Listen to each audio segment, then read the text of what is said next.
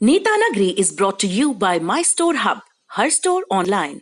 Cooker की अगली सीटी से पहले ना ये ढाबा ऑनलाइन कर देना है।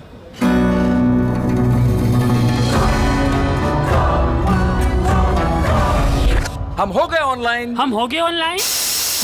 आ गया है माई स्टोर ऐप। ये किसी भी स्टोर को ऑनलाइन करे सिर्फ 15 सेकंड में। माई स्टोर, अब हर स्टोर ऑनलाइन। नमस्कार, मैं हूं सौरभ द्विवेदी और आप देख रहे हैं ललन टॉप का वीकली पॉलिटिकल शो नेता नगरी, जिसमें हम हफ्ते भर की सियासत के बारे में बात करते हैं। संवाद के लिए कम से कम 2 लोगों की जरूरत होती है। इस पूरी बातचीत में मेरे साथ होते हैं मेरे नौजवान मित्र निखिल भाट। बहुत बहुत स्वागत है नेता नगरी में आपका। शुक्रिया बोलूं क्या? बोली दो। शुक्रिया जी हाँ, तो आज की शुरुआत नेता नगरी की हम वहाँ से कर रहे हैं कि व्हाट्सएप खूब चर्चा में है इन दिनों, और क्योंकि वो अपनी प्राइवेसी पॉलिसी को अपडेट कर रहा है। मेरे ख्याल फर्स्ट वीक फेब के अंत तक के आपको अपने फ़ोन में, यदि आप व्हाट्सएप इस्तेमाल करते हैं तो आपको वो बटन दबा करके बताना है कि हम जो नई प्राइवेसी पॉलिसी है उसको फॉलो करते हैं, और आपको करना ही पड़ेगा अगर आपको इस्तेमाल करना है तो, गुड मॉर्निंग मैसेज भेजना है तो। चक्कर इसमें यह है कि व्हाट्सएप की जो पेरेंट कंपनी है फेसबुक, उसका मत इस तरह का है, कच्ची भाषा में ये बात है कि जितना डेटा और जितनी जानकारी आप व्हाट्सएप को देते हैं वो सारी फेसबुक के साथ शेयर होंगी, और फिर उसके बाद फेसबुक जिस तरह से बदनाम है दुनिया में डेटा को बांटने के लिए, वो हशर उस डेटा का भी होगा। अब कैच यहाँ पे ये है कि यूरोप में भी व्हाट्सएप चलता है, यूरोप में भी व्हाट्सएप वही वाला है जो फेसबुक जिसके पेरेंट कंपनी है, लेकिन यूरोप में ये लागू नहीं होने वाला है। सौरभ, क्यों नहीं होने वाला है? क्या हमारी जो निष्ठा है वो सस्ती है? नहीं। और व्हाट्सएप को भी ऐसा नहीं लगता है वो लागू वहाँ पे इसलिए नहीं होने वाला है क्योंकि यूरोप में चलता है, यूरोप के बड़े हिस्से में चलता है general data protection regulation, GDPR, जिसके वजह से व्हाट्सएप या फेसबुक इस तरह का कोई ऑप्शन वहाँ दे ही नहीं सकते हैं। तो जो बिल फाड़ रही है जनता फेसबुक और व्हाट्सएप के नाम से, उन्हें बिल फाड़ना चाहिए उनके नाम से भी जिनका काम है बिल बनाना और पास करना। क्यों बढ़िया सोटा ले सरकार और ये सख्तियां करे इन कंपनियों पे। हाँ। लेकिन सख्ती भी बड़ी सिलेक्टेड होती है। सरकार सोटा लेगी कैसे? सेशन कहाँ बुला रहे हैं वो सेशन ही नहीं बुला ऑर्डिनेंस लाएंगे और उसके बाद ध्वनि मत से पारित करेंगे। मैं तो चाहता हूं करें, मतलब भाई डेटा प्रोटेक्शन लॉ लेके आइए आप, सख्त बिल्कुल। तो सरकार को सख्त लौंडा बनना है अब इनके बारे में। चलिए नेता नगरी में आगे बढ़ते हैं। इस हफ्ते की सुर्खियां, पहली सुर्खी जुड़ी हुई है सुप्रीम कोर्ट के फैसले से। किसान प्रोटेस्ट को लेकर कमेटी का ऐलान, लेकिन कमेटी के एक सदस्य ने कह दिया है हमको माफ करो महाराज। दूसरी सुर्खी होगी हरियाणा की पॉलिटिक्स से जुड़ी हुई कि वहाँ पर किस तरह की सियासी उठापटक हो रही है, और इस बहाने पंजाब के बारे में भी बात करेंगे। तीसरी सुर्खी होगी आंध्र प्रदेश और तमिलनाडु की पॉलिटिक्स से जुड़ी हुई। तो आइए शुरू करते हैं नेता नगरी। नेता नगरी की पहली बहस में मैं आपको चर्चित जस्टिस रहे मार्कंडेय काटजू का ट्वीट पढ़कर सुनाना चाहूँगा। हमारे एडिटिंग वाले भाई साहब इस ट्वीट को लगा भी दें। कमेटी कमोड की तरह होती है, पहले आप उस पर बैठते हैं, फिर उसके बाद रिपोर्ट आती है और फिर मामला निपट जाता है। हरिओम। दूसरा ट्वीट, मैं 20 साल एक वकील और 20 साल एक जज था, 3 हाई कोर्ट और सुप्रीम कोर्ट में, लेकिन अपने लीगल करियर में कभी भी ऐसा नहीं देखा कि संसद से बनाए गए किसी कानून के ऊपर सुप्रीम कोर्ट से रोक लगाने वाला आदेश दिया गया हो। देखिए, मैं मार्कंडेय काटजू जितना विद्वान तो नहीं हूँ, लेकिन जो उन्होंने ये बात कही कि कानून के ऊपर सुप्रीम कोर्ट से रोक, इससे मैं सहमत नहीं हूं, क्योंकि ओबीसी रिजर्वेशन बिल और उसके पहले मंडल, उस पर भी इस तरीके का स्टे दिया गया था और बाद में एक फुल बेंच ने फैसला दिया था। आप ओबीसी रिजर्वेशन ये वाला कह रहे हैं कि मराठा वाला? 2006 वाला। अच्छा, ठीक है। उसमें भी आया था, मंडल वाले में भी उन्होंने तात्कालिक स्टे दिया था और बाद में फुल बेंच का फैसला आया था जिससे मंडल कमीशन लागू हुआ था।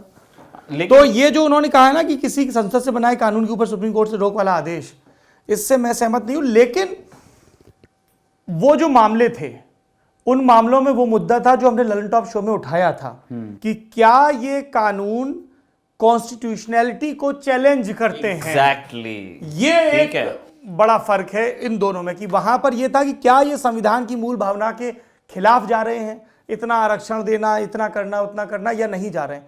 तो वहां पे कोर्ट एक्टिव हो सकता है, क्योंकि वो supreme court is the supreme custodian of constitution, ऐसा माना जाता है हमारे देश में। और मजे की बात यह है, आप मंडल और ओबीसी, आप मंडल आरक्षण पे रोक वाली बात कह रहे थे। मंडल आरक्षण के टाइम पे कोर्ट में खड़े होकर किस वकील ने कहा था कि आपको रोक लगा देनी चाहिए? किसने? अभी जितने युवा हैं वो मतलब आग लगा रहे हैं और देखिए इतनी वायलेंस हो रही है, हमारे युवाओं को जीवन बर्बाद हो रहा है, आपको नहीं दिख रहा है क्या? कहीं प्रशांत भूषण तो नहीं? के वेणुगोपाल। अरे बाप रे, ठीक है, तो ये तर्क इसी हमारे तरह बदल देश जाते के हैं। अटॉर्नी जनरल है, वो सबसे बड़े वकील हैं भारत सरकार के, उसका पक्ष रखने के लिए, और उनके पास फिर एक टीम है जिसका हिस्सा तुषार मेहता, सॉलिसिटर जनरल उनके पास। ये केबीसी में सवाल पूछा गया था एक बार, जो पहला केबीसी था ना, उसमें ये 1 करोड़ का सवाल था तो कि कौन संसद में जा सकता है, और वो करके जब हर्षवर्धन नवाठे को मिला था 1 करोड़। खैर, मुद्दे पर लौटते हैं। हाँ, तो ये जो तर्क है ना कि मतलब किस तरह से रोक लगा दी गई है और ये इस तरह से रोक नहीं लगानी चाहिए, तो ये तो समय के हिसाब से बदलती है सौरभ, है ना। जो सूट करता है जिस टाइम पे, उस हिसाब से व्यक्ति उस चीज को चेंज करने में माहिर होता है। वकील तो होते ही हैं। ये बताइए, लेकिन ये जो कमेटी बनाई है, कमेटी में 4 लोगों को शामिल किया है ना, और चारों लोग प्रो रिफॉर्म बिल हैं, तो ये बैलेंस सुप्रीम कोर्ट ने क्यों नहीं देखा, या सुप्रीम कोर्ट इस चक्कर में नहीं पड़ती है, उन्होंने कुछ और पैरामीटर रखा? क्योंकि भूपेंद्र सिंह मान ने तो बोल दिया है कि हम कमेटी में नहीं रहेंगे, देखिए तो अब क्या नए सिरे से चौथा सदस्य आएगा? जो कोर्ट ने जिस तरह कमेटी बनाई है उसमें उन्होंने कैसे लोगों को चुना है, ये मतलब पब्लिक नहीं है, ये कोर्ट का क्या नाम, ये कोर्ट का विजडम है, उन्होंने जिस तरह से देखा है चीज़ों को। ठीक है, अब ये संयोग है, ये क्या है कि ये चारों के चारों व्यक्ति आपको दिखते हैं जो पब्लिक प्लेटफॉर्म पे जो सपोर्ट कर चुके हैं। हाँ, और मतलब इनके भी अपने कैविएट्स हैं, हालांकि ऐसा नहीं है कि कहीं कोई ट्वीट करके छुपा दिया हो, ये बिल्कुल जो नेशनल न्यूज़पेपर्स आप उठा के देखेंगे उसमें आपको इनकी राय दिखेगी। तो यहीं से ना, अब यही है, हम बिल्कुल कंटेम्प्ट नहीं इनवाइट करना चाहते, और हम बिल्कुल नहीं कह रहे हैं कि हमारे किसी भी जज साहिबान की पर्सनल इंटेग्रिटी कॉम्प्रोमाइज्ड है, वैसा नहीं हमको लगता, ना हम उसमें उस दिशा में भी जाना चाहते। लेकिन जो चीज़ें जिस तरह से सामने आती हैं उस वहाँ से ये सवाल पैदा होता है कि ये चाहे या अनचाहे या जैसे भी ये हुआ होगा, सरकार को ब्रीदर मिल गया, सरकार का फेस सेवर बना है ये। हाँ। ठीक है, और क्योंकि अब भविष्य में सरकार ये भी कहेगी, देखिए साहब, ये हमें नहीं मान रहे थे, सुप्रीम कोर्ट को भी नहीं मान रहे हैं, सुप्रीम कोर्ट की कमेटी में भी अपनी बात नहीं रख रहे हैं, तो ये तो किसी की भी नहीं मान रहे हैं, ये तो अड़े पड़े हैं। अभी ये चल रहा है कि सरकार वर्सेस किसान, अब वो कोर्ट वर्सेस किसान हो जाएगा, तो उनका जिसको कहते हैं गुडविल और कटेगी। दूसरी चीज, सुप्रीम कोर्ट ने 3.5 महीने का वक्त दिया है, तो क्या आप 3.5 महीने तक, क्योंकि सरकार तो ये कहेगी भाई मामला सुप्रीम कोर्ट में है, कमेटी बना दी सुप्रीम कोर्ट ने, अब हम कोई बात नहीं करेंगे, तो 3.5 महीने क्या किसान प्रोटेस्ट करते रहेंगे? किसान कह रहे हैं कि हम होली भी यहीं मनाने को तैयार हैं, लेकिन फसल कटाई का सीजन आएगा, उसके पहले आपका 26 जनवरी है, और उस परेड को लेकर एक राष्ट्रीय सुरक्षा का भी मसला है। वो नहीं, किसानों ने कभी ये नहीं कहा कि वो परेड डिस्टर्ब करने जा रहे हैं। मैं उसको राष्ट्रीय सुरक्षा का मसला नहीं कह रहा हूँ, मैं ये कह रहा हूँ कि जब भी गणतंत्र दिवस या 15 अगस्त होता है तो सिक्योरिटी थ्रेट वैसे भी ज़्यादा होता है, आपके इंटेलिजेंस और सब कुछ हाई अलर्ट पर होते हैं। उस पॉइंट ऑफ व्यू से कह रहा हूँ, ऐसे में वो जब ऑन देयर गार्ड रहते ही हैं, ऑन टोज रहते ही हैं। सिंगू से 30 किलोमीटर दूर परेड है, मुझे नहीं लगता कि उस पेरीमीटर पे उनके बैठ जाने से आपके गणतंत्र दिवस को कुछ भी हो रहा है। आगे क्या होगा? मीडिया का भी फोकस हट जाएगा धीमे धीमे, मीडिया लगता है ऐसा? वो डिपेंड उस पर करता है सौरभ कि किसान अब अगली चीज क्या करते हैं। यदि किसान मतलब नई किसी मतलब अगर वो कोई नया तरीका अपनाते हैं अटेंशन मतलब सीख करने का, क्योंकि मीडिया उस पर चलता है कि उसको कहाँ से कलर मिल रहा है, कहाँ से वो खबर बन रही है। क्योंकि तो बंगाल वगैरह के इलेक्शन शुरू हो जाएंगे, तमिलनाडु के शुरू हो जाएंगे। हाँ, तो और ये बिल्कुल हो ही रहा है वहाँ हाँ, और बंगाल बिल्कुल जिसको कहते हैं, जिसको तेज डीजे वाली पार्टी होती है वहाँ पे इलेक्शंस के टाइम पे, तो वो उधर तो जाना ही जाना है ध्यान।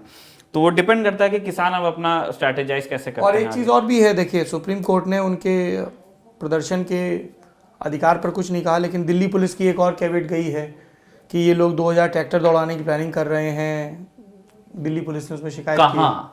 वही तो बात है। अभी ये दिल्ली की सड़कों पर दिल्ली पुलिस का तो छोड़ दीजिए, दिल्ली पुलिस वो दिल्ली पुलिस है भी नहीं, वो पता नहीं किस तरह से काम करती है, वो कहाँ से इमेजिन करते हैं चीजें। आप तमाम केसेस उठा के देख लीजिए, अभी कुछ दिन पहले बरसी आई थी वो जेएनयू वायलेंस की, उसके भी मैं सारे उसमें दिल्ली पुलिस के काम और हरकतें, जी हाँ ठीक है। तो ये जो दिल्ली की सड़कों जैसी वेग बातें हैं ना, वो कुंडली मनेसर पलवल पे वो चला रहे थे, वहां से कहाँ यार राजपथ कितना दूर है। तो वो यही बात है, होता क्या है सौरभ, छोटी छोटी चीजों को इसी तरह समुच्चा खड़ा किया, एक तरफ से खालिस्तान बोलो, एक तरफ से देश का मान बोलो, एक तरफ से 26 जनवरी बोलो, और उठा के फिर आप ऐसा माहौल बना दो कि नहीं इनसे बड़ा दुश्मन कोई देश का है ही नहीं। जबकि फिर उनमें राजनाथ सिंह आते हैं, उनका स्टेटमेंट होता है कि नहीं, किसान हमारे अन्नदाता हैं, उनके बारे में और उसको अब मैं वहां भी उसको भी मैं डिबेट करता हूं। राजनाथ सिंह बहुत वरिष्ठ नेता हैं, सीसीएस में बैठते हैं, रक्षा मंत्री हैं, लेकिन क्या राजनाथ सिंह के पास वो पॉलिटिकल वेट है कि वो पूरा नलिफाई कर दे जो उन्होंने क्या नाम मोमेंटम बिल्ड किया है बीजेपी ने एक तरफ से चिल्ला चिल्ला। इसका एक तरीका यही हो सकता है कि देश के प्रधानमंत्री नरेंद्र मोदी जी बड़ा दिल दिखाएं। आज मकर संक्रांति का दिन है, जाएं किसानों के बीच। हाँ, और कौन रोक रहा है? और अगर लगता है कि नहीं वहां पे सिक्योरिटी और वो सब का है, तो किसान नेताओं भाई वो बार बार ये भी तो कह रहे हैं ना, देखो यार ऐसा होता है जब आपको सॉल्यूशन निकालना है तो आपको बड़ा दिल दिखाना है। आप बुला लीजिए किसान नेताओं को, बैठिए, चर्चा तो करिए। अरे मोदी जी एसपीजी प्रोटेक्टी हैं भाई, देश का रिकॉर्ड है। अभी सुबह मैं एसपीजी पे ही बात कर रहा था किसी से, अभी आज रखवाले भी करना है, तो एसपीजी आज तक किसी एसपीजी प्रोटेक्टी की बाल बांका नहीं हुआ है। हाँ, नहीं होना भी नहीं चाहिए बाल बांका, कभी नहीं हुआ है। नरेंद्र मोदी जी थोड़ा सा और संवाद को आगे बढ़ाएं, एक राजनीतिक गतिरोध है उसको दूर करने की कोशिश करें। बाकी सुप्रीम कोर्ट के पाले में गेंद है, इसमें जो भी अपडेट होगा हम आपको बताते रहेंगे। और एक्चुअली ईमानदारी से आप लोगों को बताएं, हम चाह रहे थे कि कोई कानून का विद्वान व्यक्ति भी इस बात पर हमसे बात करे, लेकिन वो मैनेज हो नहीं पाया। हम शो में लगातार ला रहे हैं, लेकिन नेता नगरी वो हमसे नहीं जुड़ पाए। बढ़ते हैं नेता नगरी की अगली खबर की तरफ। नेता नगरी में अब बारी है हरियाणा की पॉलिटिक्स डिस्कस करने की, क्योंकि हरियाणा के मुख्यमंत्री और उप मुख्यमंत्री को दिल्ली तलब किया जाता है, लंबी बातचीत होती है, उसके बाद बयान आते हैं कि सरकार पर कोई संकट नहीं है। लेकिन संकट और समाधान के बीच की पॉलिटिक्स क्या है? किसानों का जो एक प्रेशर ब्लॉक है, प्रेशर ग्रुप है, वो हरियाणा की पॉलिटिक्स को कैसे प्रभावित कर रहा है, जिसमें कभी अभय चौटाला कहते हैं कि अगर कानून वापस नहीं होते तो इस चिट्ठी को मेरा इस्तीफा माना जाए, कभी दुष्यंत कहते हैं कि सारे विधायक हमारे साथ हैं, और कभी हुड्डा कहते हैं कि सरकार गिरने वाली है। इन सब पर बात करने के लिए हमारे साथ मौजूद हैं सीनियर जर्नलिस्ट विपिन पब्बी। बहुत बहुत स्वागत है सर आपका नेता नगरी में। शुक्रिया, थैंक यू सर। सबसे पहले तो हम ये जानना चाहते हैं कि दुष्यंत चौटाला के खेमे में कितना डिस्कम्फर्ट है। एक तरफ उनके ऊपर ये प्रेशर है कि नई बनी पार्टी है, सरकार में रहेंगे, अच्छे पोर्टफोलियो हैं, तो लगातार उनकी पार्टी मजबूत हो रही है, लेकिन दूसरी तरफ जो उनका कोर वोट बैंक है वही उनसे खफा हो रहा है। जैसे आपने बिल्कुल सही कहा कि ये जो जेजेपी है, ये बहुत ही ऐसी सिचुएशन में अपने आप को पा रही है कि जहां पर जो इसका वजूद है वो सारा किसान पर है, फार्म्स पर है, रूरल एरियाज से इनकी सपोर्ट है, और इन्होंने ज्वाइन हैंड कर दिया था बीजेपी को, जैसे सब जानते हैं। तो अब ये जो फार्म बिल्स की जो नए कानूनों की बात आ रही है, तो ये बहुत ही ज्यादा शशोपन है, इसमें कोई शक नहीं कि इन पर काफी दबाव है इनके अपने पार्टी वर्कर से और सपोर्टर से कि वो फार्म बिल्स का सपोर्ट करें।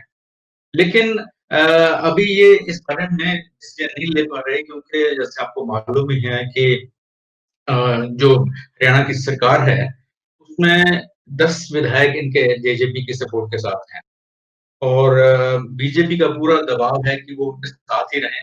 अब ये मालूम नहीं कि किस तरह का वो दबाव डाल रहे हैं कि ये मजबूर हैं, क्या उसको छोड़ने से बड़ा इनको मुश्किल लग रहा है, और उस वजह से इनकी मीटिंग्स अमित जी से भी हुई, और अमित शाह जी से, और प्राइम मिनिस्टर मोदी साहब से भी हुई इनकी मीटिंग्स। लेकिन ये इनका अपना जो है बहुत ज्यादा शिशोपन चल रहा है, क्योंकि एक पार्टी एक तो नई बनी है और इसका बैकग्राउंड तो सारा रूरल है। तो अब इसमें इनको लग रहा है कि 3-4 जो विधायक हैं वो तो पक्का इनके साथ हैं, ये खुद हैं, इनके माता जी हैं, और एक आधा और विधायक जो मैंने मंत्री हैं, और 2-3 ऐसे विधायक हैं इन्हीं के पार्टी के जो बड़ा ओपनली इसको अपोज कर रहे हैं, और उनका ये कहना है कि हमें इसका सपोर्ट करना चाहिए कि ये फॉर्म बिल विड्रॉ। तो अब ये पार्टी में बहुत शिशुपन इस बात का है कि क्या करें, हम इसमें से बाहर निकलें या इनको सपोर्ट करते रहें। ये इनके लिए सामने बहुत बड़ा चैलेंज।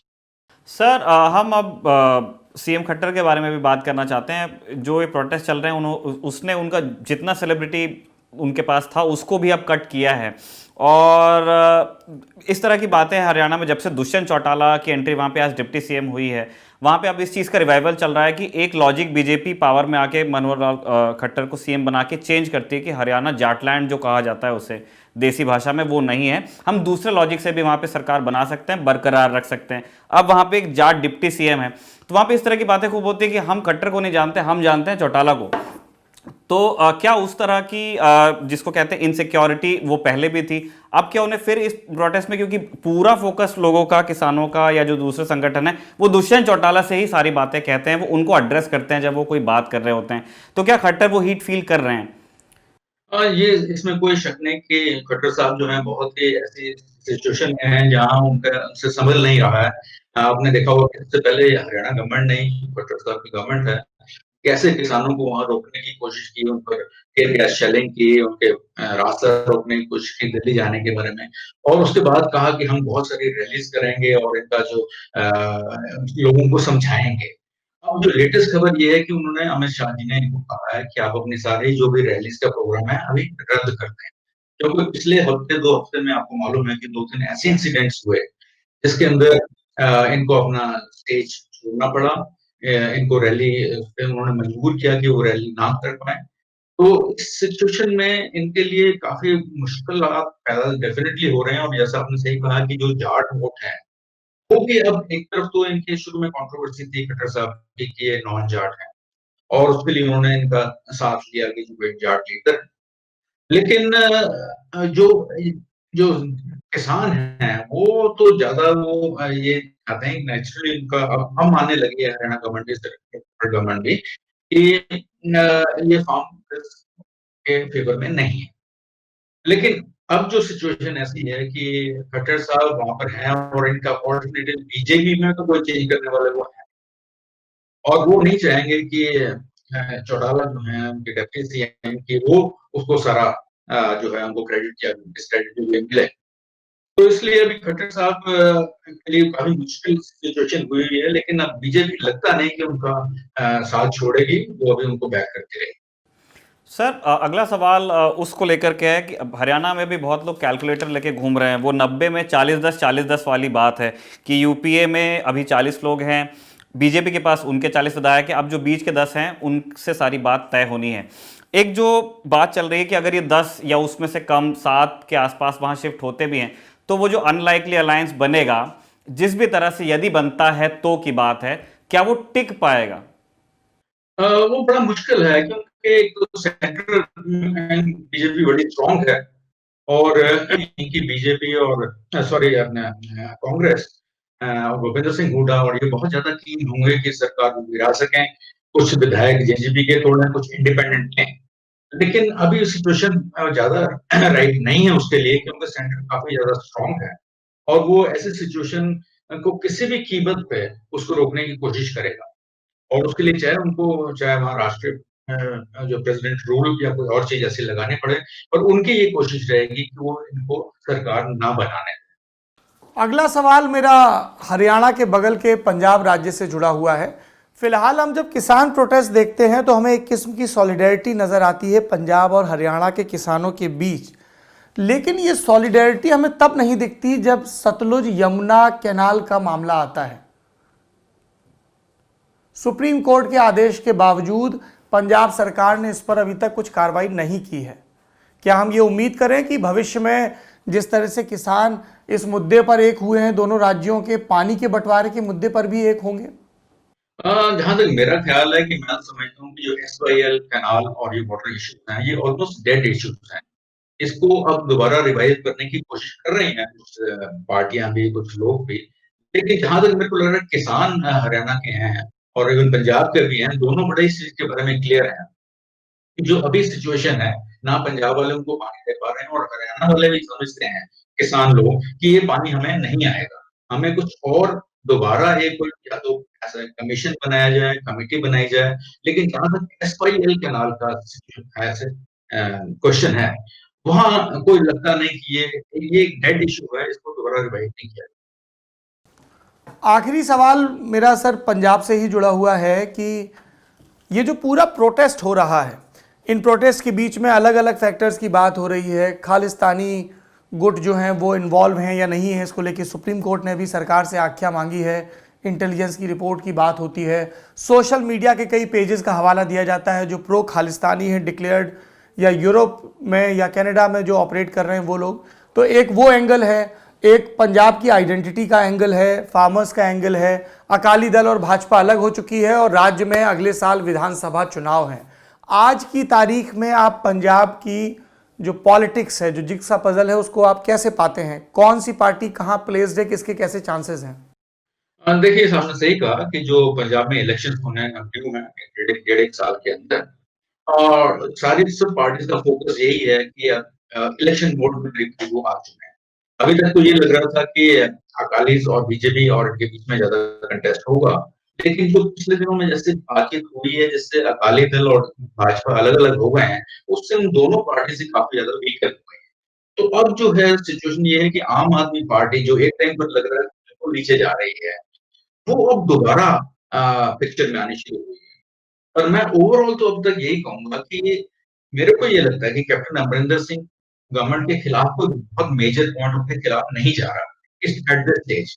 अभी 1 डेढ़ साल और बाकी है, हम कह नहीं सकते। लेकिन अभी उनकी जो स्थिति है वो काफ़ी मजबूत लग रही है, और उनको कोई, मेरे को नहीं लगता कि उनको कोई थ्रेट है बीजेपी से या इवन शिरोमणि अकाली दल से। आम आदमी पार्टी के साथ उनका थोड़ा-सा टकराव हो सकता है। सर, एक क्लोजिंग में हम आपसे एक और चीज़ जानना चाहते हैं। 26 जनवरी का अल्टीमेटम दिया है किसान संगठनों ने हरियाणा के लेजिस्लेटर्स को। वो कह रहे हैं कि आप इस्तीफे दीजिए और हमारे साथ में आकर के बैठिए।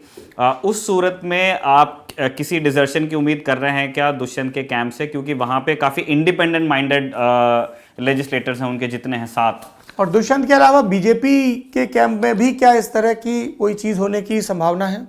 बीजेपी काफ़ी कार्डर बेस्ड पार्टी है और बहुत इनके स्ट्रॉन्ग व्यूज़ हैं इन चीज़ों के बारे में। मुझे लगता नहीं कि बीजेपी में कोई ऐसा होगा। हालाँकि इनके बहुत सारे ऑफिस बेयरर्स छोड़ चुके हैं। लेकिन लगता नहीं कि बीजेपी में एज़ सच कोई इस तरह का रिवोल्ट हुआ। हाँ, दूसरे कुछ एमएलएज़ हैं, जो इस तरह का स्टेप ले सकते हैं कि उनके 1 साल के करीब, डेढ़ साल ही रह गया है इलेक्शंस को, कि वो ऐसा स्टेप लें जिससे उनकी अपनी कॉन्स्टिट्यूएंसी में साख और ज़्यादा बढ़ जाए। लेकिन बीजेपी में मेरे को लगता है ओपन ऐसा कोई रिवोल्ट होने का चांस नहीं। जेजेपी में सर, दुष्यंत की पार्टी में ऐसा हो सकता है? अकालीस में काफी चांस है। अकाली पार्टीज में ये पॉसिबिलिटी है, क्योंकि वो बहुत ज्यादा वीकन हो गए हैं और उनके जो दोनों जो घटे भी हैं, हो सकता है उनमें से कुछ लोगों को छोड़कर दूसरी जगह चले जाएं। पर अभी मेरे को लगता है इमीडिएट एक्शन नहीं निकलेगा। जहां तक मैं समझता हूँ कि इमीडिएट एक्शन नहीं हो सके। बहुत बहुत शुक्रिया सर हमसे बात करने के लिए। इतने शॉर्ट नोटिस पे अपने वक्त में से आपने समय निकाला हमारे लिए। दोबारा हमको जब हरियाणा के बारे में समझना होगा, हम ज़रूर आपको तकलीफ देना चाहेंगे। शुक्रिया sir. Thank you so much. शुक्रिया, थैंक यू। ये जो किसान आंदोलन हो रहा है, ये दूरगामी असर दिखाएगा पंजाब और हरियाणा की पॉलिटिक्स पर। पंजाब की बात करें, बीजेपी के पास गंवाने के लिए बहुत ज़्यादा कुछ नहीं था, लेकिन बीजेपी के उभरने की कहानी को अभी इंतज़ार करना होगा। लगातार बीजेपी एक ऐसे फेस की तलाश में थी जो पगड़ीधारी हो, सिख हो और जो एग्रेसिवली कर सके, क्योंकि वो इकलौता एक राज्य है जहां बीजेपी लगातार जूनियर पार्टनर बनी हुई है।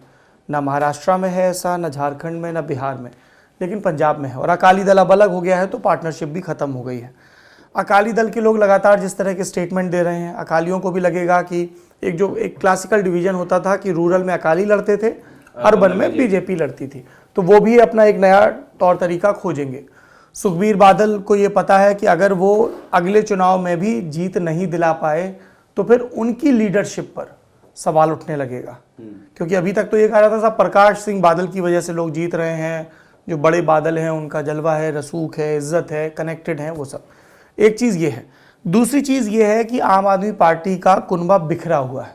जिस तरीके से उन्होंने दिल्ली से ऑपरेट करने की कोशिश की पंजाब की पॉलिटिक्स को, वो सफल नहीं रहा। वो लोकसभा चुनाव में भी देखा, सिर्फ एक सीट आई है, भगवंत मान की 4 से 1 पर आ गए, तब कमज़ोर थे, और इस बार तो रिलेटिवली उनके पास बहुत समय था।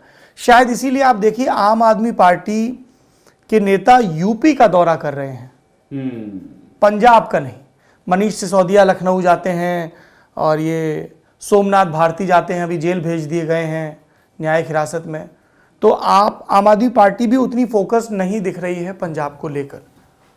तो ऐसे में मामला ये हो जाता है कि कांग्रेस वर्सेस हु, क्या आम आदमी पार्टी वो विकल्प बन के उभरेगी या अकाली बनेगी, या कैप्टन अमरिंदर वो करने में सक्षम होंगे जो एक लंबे अरसे से पंजाब में कोई नहीं कर पाया, जो है सत्ता की वापसी कांग्रेस के लिए। अकालियों ने तो बैक टू बैक 10 साल शासन किया है। तो ये एक दिलचस्प होगा। हरियाणा में बहुत ये स्पष्ट है कि एक गोलबंदी है जो हमें विधानसभा चुनाव में भी दिखी थी मनोहर लाल खट्टर के विपरीत में। खास तौर पर जाट वोटों की गोलबंदी थी। कुछ पॉकेट्स में वो आईएनएलडी का जो नया संस्करण है जेजेपी उसके साथ गए और ज़्यादातर पॉकेट्स में वो भूपिंदर सिंह हुड्डा के साथ गए। भूपिंदर सिंह हुड्डा को लगता है कि अभी भी उनके लिए चांसेस बरकरार हैं। लेकिन इस सारी पॉलिटिकल कैलकुलेशन में हमें ये ध्यान रखना होगा कि जब मार्जिन बहुत कम हो तब गवर्नर हाउस बहुत महत्वपूर्ण हो जाता है। किसको क्वालिफाई करना है, किसको डिस्क्वालीफाई करना है, ये स्पीकर तय करता है। किसका आमंत्रण किसका नहीं सत्र का, ये गवर्नर हाउस से होता है। पर एक लॉन्ग लास्टिंग इम्पैक्ट होगा। मैं आज आपने बात की शुरुआत सौरभ की थी आम आदमी पार्टी पंजाब आप डिस्कस कर रहे थे, उसमें आप तमाम पार्टीज का जिक्र करते हैं। आपका बिल्कुल अधिकार के साथ मैं बिल्कुल day night day in day out Punjab को नहीं फॉलो करता, लेकिन अगर मैं पंजाब में होता और मैं ये देखता कि एक पार्टी है जो दिल्ली से आकर के यहाँ पे एक अच्छा परफॉर्मेंस देती है और तब से लेकर अभी तक अगर आप एकदम कर्सरी लुक अगर देते जाएंगे ना, सिर्फ जितना न्यूज़ में छपता है उतना, जितना दिल्ली सुनाया आता है उतना, उसमें ही आपको ऐसा लगेगा कि वो मतलब जिस भी आप मोमेंटम के साथ आते हैं वो बहुत वाटर डाउन हो गया है। और दूसरा आपका स्टांस बहुत कॉम्प्रोमाइज लगता है अब मुझे। मतलब आप जितनी चीज़ों के लिए मैं आपको वैल्यू करता या कर सकता था वो लगभग उन सारी चीज़ों को आप किसी न किसी मतलब आप कहीं आपको ऐसा लगता है कि यहाँ पे मुझे थोड़ा सा बीजेपी रूल बुक से कुछ ले लेना चाहिए, आप वहाँ एक कॉम्प्रोमाइज़ वहाँ हिट कर जाते हो। फिर आपको ऐसा लगता है कि नहीं मुझे स्टेट पॉलिटिक्स के हिसाब से कुछ कर लेना चाहिए, एक कॉम्प्रोमाइज़ आप हिट कर जाते हो। यूएसपी खत्म है। तो इसीलिए जो प्राइमरी ऑपोजिशन वाली आप बात कह रहे हैं आम आदमी पार्टी की, मुझे अपने सीमित ज्ञान में ऐसा लगता नहीं कि वो बनेंगे। Let's see. चलिए बढ़ते हैं नेता नगरी में आगे। नेता नगरी में आप बात करेंगे दक्षिण भारत की पॉलिटिक्स की। दो अहम राज्य आंध्र प्रदेश और तमिलनाडु जहां पर सत्ता की सरगर्मियां तेज हैं, और इनसे जुड़े मसलों पर बात करने के लिए हमारे साथ हैदराबाद से जुड़ रहे हैं वरिष्ठ पत्रकार टीएस सुधीर। बहुत बहुत स्वागत है सर आपका। धन्यवाद, आपसे मिलकर अच्छा लगा। ये आंध्र प्रदेश अब तक जो दिल्ली सेंट्रिक सुर्खियां थी उनसे कमोबेश बाहर रहता था। तेलंगाना को लेकर ज़रूर सियासी तापमान बढ़ता रहता था, हैदराबाद म्यूनिसिपल कॉरपोरेशन के चुनाव हों या केसीआर और केटीआर की टर्फ पे बीजेपी का चैलेंज। लेकिन अब आंध्र प्रदेश से खबरें आ रही हैं। एक तरफ खबरें आती हैं कि मंदिरों को तोड़ा जा रहा है, दूसरी तरफ जगन रेड्डी कहते हैं कि ये पॉलिटिकल कंस्पिरेसी है। हो क्या रहा है आंध्र प्रदेश में? पिछले साल 2020 में कुछ 20 ऐसी घटनाएं बाहर आई जहां पर मंदिरों को एक तरह से वैंडलाइज किया गया, डेसिक्रेट किया गया। तो इस तरह की घटनाएं हुई और साफ तौर पर इस बार ही भाजपा और इवन तेलुगु देशम जो पूर्व मुख्यमंत्री चंद्रबाबू नायडू है, उन्होंने साफ निशाना साधा है जगनमोहन रेड्डी पर। और इसका मुख्य कारण यह है क्योंकि जगनमोहन रेड्डी और उनका परिवार क्रिश्चियन फेथ को मानता है। तो आरोप यह लगाया जा रहा है कि कोस्टल आंध्र प्रदेश में काफी क्रिश्चियन मिशनरीज का काफी दबदबा है, काफी कन्वर्शन चल रहे हैं और एक तरह से टैसिट अप्रूवल है मुख्यमंत्री के परिवार और जो वाईएसआरसीपी जो रूलिंग पार्टी है उसके द्वारा कि इस तरह से मंदिरों को अटैक हमला उन पर हमला किया जा सकता है। तो ये एक तरह से आरोप है और एक तरह से ये विस्पर कैंपेन इस तरह का चल रहा है। आरोप चल रहा है कि चूंकि ये क्रिश्चियन फेथ को बिलोंग करते हैं मुख्यमंत्री, तो इस तरह की घटनाएं हो रही हैं तो हिंदू धर्म खतरे में है। तो उस तरह का एक कैंपेन चल रहा है भाजपा के द्वारा and surprisingly also by the Telugu Desam. तो ये एक नैरेटिव बिल्डअप किया जा रहा है। अभी हम देखें क्योंकि अभी चुनाव 2024 में ही होने हैं तो चुनावों के लिए काफी समय है, लेकिन एक तरह से बिल्डअप अभी से शुरू हो गया है आंध्र प्रदेश की राजनीति में। Is it something very new विज़ Andhra Pradesh politics? ये क्या पहली बार इस तरीके का ट्रेंड बन रहा है या पहले भी इस तरह का पोलराइजेशन हुआ है? मैं कुछ पुराने आंकड़े देख रहा था। 1998 में चंद्रबाबू नायडू जिनके पास सिर्फ 12 सांसद थे वो बार्गेन करते हैं and he bargains really hard with Atal Bihari Vajpayee government. बदले में उनको स्पीकर की पोस्ट मिलती है बाल योगी को। और उसके बाद के जो विधानसभा चुनाव हैं उसमें नायडू बीजेपी को साथ लेते हैं और लोग कहते हैं उसके चक्कर में बीजेपी कई बरस पीछे चली गई और टीडीपी ने उसका हिस्सा क्लेम कर लिया था। क्या ये बीजेपी की स्ट्रेटजी का हिस्सा है कि रिलीजियस या आइडेंटिटी पॉलिटिक्स के इर्द गिर्द नैरेटिव बिल्ड करके आंध्र प्रदेश में वापसी की जाए, या पहले भी इस तरह की चीजें हुई हैं? आपने अटल बिहारी वाजपेयी एरा की बात की and that time the BJP was very different. उस समय भाजपा यहाँ पर यूनाइटेड आंध्र प्रदेश में काफी कमजोर पार्टी थी और एक तरह से उनको जरूरत थी कि किसी तरह के रीजनल पार्टी के साथ अगर वे गठबंधन करते हैं तो उनको ग्रोथ करने का मौका मिलेगा। हालांकि असलियत में यह हुआ कि तेलुगु देशम ने यह इंश्योर किया कि बाइपोलर पॉलिटिक्स ही रहे आंध्र प्रदेश में, कांग्रेस और तेलुगु देशम के बीच में या तीसरी पार्टी किसी तरह से उभर कर ना आए। तो एक तरह से इसमें भाजपा का काफी नुकसान हुआ। लेकिन जहां तक रीजन बेस्ड पॉलिटिक्स है, यहां पर आंध्र प्रदेश में पहले नहीं हुआ है। स्पेशली जो आज का जो आंध्र प्रदेश है बंटवारे के बाद 2014 के बाद, यहाँ पर हमेशा कास्ट बेस्ड पॉलिटिक्स हुई है। कम्मास जो कि तेलुगु देशम के साथ रहते हैं समुदाय, और रेड्डीज जो कि पहले कांग्रेस को और अभी वाईएसआर कांग्रेस को सपोर्ट करते हैं। तो जहां पर ज्यादा कास्ट बेस्ड राजनीति होती है, कास्ट के बेसिस पर ही वोटिंग भी होती है, हिंदू मुस्लिम क्रिश्चियन के बेसिस पे इतनी वोटिंग नहीं होती है। लेकिन यहां पर एक तरह से अभी डिविजिव अप्रोच को अडॉप्ट करने की कोशिश की जा रही है, चूंकि जैसे मैंने कहा जगनमोहन रेड्डी क्रिश्चियन फेथ को मानते हैं, तो उनका मानना है भाजपा का and by extension also Telugu Desam. अभी तेलुगु देशम चंद्रबाबू नायडू इस बात को क्यों उठा रहे हैं, और ये पहली बार यह है कि नायडू रिलीजन के बेसिस पर बात उठा रहे हैं, और इसका मुख्य कारण यह है कि वे नहीं चाहते हैं कि भाजपा तेलुगु देशम के एक्सपेंस पर आंध्र प्रदेश में गेन करे, just like in Telangana the BJP has gained at the expense of the Congress. So TDP does not want the same kind of experience in Andhra Pradesh, और इसी वजह से चंद्रबाबू नायडू भी उसी लाइन को अडॉप्ट कर रहे हैं जो कि नॉर्मली भाषा रहती है भाजपा की। सर अब हम थोड़ा ये समझना चाहते हैं कि जगन इससे किस तरह से डील करने की कोशिश करेंगे, क्योंकि हमने बाकी जगह देखा है कि जब इस तरह अग्रेसिव पॉलिटिक्स कम्युनल लाइंस पे होती हैं तो ये देखा गया है कि दक्षिण पंथ को फॉलो ही करना पड़ा है बाकी पार्टीज को। वो उस नैरेटिव को, उस लॉजिक को बदल नहीं पाते हैं जब पॉलिटिक्स उस दिशा में बढ़ती है। जगन अपनी कोर कॉन्स्टिट्यूएंसी को डिस्टर्ब किए बिना इससे मतलब इस दिशा में कितना आगे बढ़ पाएंगे, क्योंकि वो कुछ कुछ चीजें करते हुए दिख रहे हैं। उनके डीजीपी कुछ दिन पहले आंकड़े जारी कर रहे थे, वही भी बता रहे हैं कि हम जियो टैगिंग कर रहे हैं मंदिरों की, हम सीसीटीवी लगा रहे हैं। वो छोटे छोटे इंसिडेंट्स आते हैं, वो प्रेस के सामने आकर के उसको क्लियर करते हैं। लेकिन उनको क्या ऐसा हो रहा है कि वो एक जब गेम के नियम चेंज हो जाएंगे तो वो दूसरे नियम के गेम से उनको खेलना पड़ेगा, और जिस जो राजनीति जगन अभी करते हैं उसमें कहीं सेंध लग जाएगी। कितना एल्बो रूम है जगन के पास?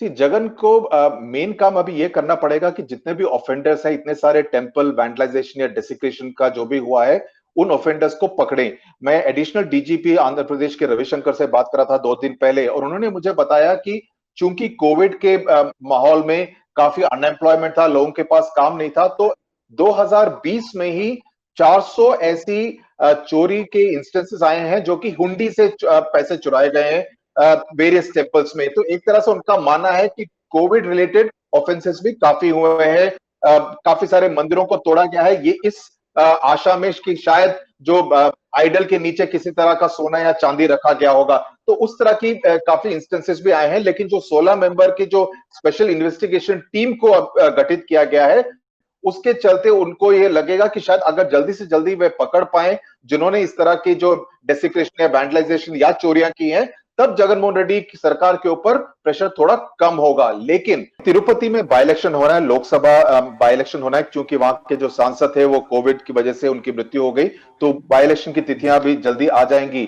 तो अभी ऐसा लगता है कि भाजपा और तेलुगु देशम दोनों इस बात को काफी उछालेंगी, क्योंकि उनको लगता है टेंपल टाउन में बाई इलेक्शन होना है, चुनाव होना है, तो एक तरह से इसमें एक तरह से मौका है कि जगनमोहन रेड्डी और वाईएसआर कांग्रेस को एक तरह से घेरा जाए। तो जहां तक जगनमोहन रेड्डी सरकार का सवाल है, आंध्र प्रदेश सरकार का सवाल है, उनकी पुलिस को जल्दी से जल्दी इस केस को सॉल्व करना पड़ेगा, तभी उनके ऊपर दबाव इस बात से लेकर हटेगा। इसमें बार बार बीजेपी का जिक्र आ रहा है। मैं आपसे ये जानना चाह रहा हूं मिस्टर सुधीर कि who will be the face of BJP for their Andhra strategy. कुछ एक फेसेस हैं, कुछ फेसेस जिन पे स्पॉटलाइट ज़्यादा है, ऑर्गेनाइजेशन के लेवल पे किसी को प्रोजेक्ट किया जा रहा हो, क्योंकि उसी इलाके से मुरलीधर राव आते हैं, आंध्र प्रदेश और तेलंगाना के इलाके से।